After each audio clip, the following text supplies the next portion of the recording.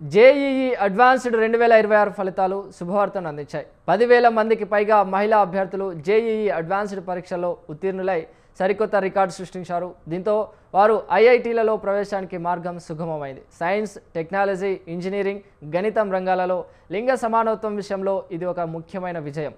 June 1న విడుదలైన ఫలితాల ప్రకారం ఉత్తీర్ణులైన 56,880 మంది విద్యార్థులలో మహిళలే అత్యధిక సంఖ్యలో ఉన్నారు. ఇది ఒక కొత్త రికార్డ్. ఐఐటి ఢిల్లీ జోన్కు చెందిన శుభం కుమార్ మొత్తం 360 మార్కులకు 330 మార్కులు సాధించి ఆల్ ఇండియా ర్యాంక్ నెంబర్ 1తో పరీక్షలో అగ్రస్థానం పొందారు.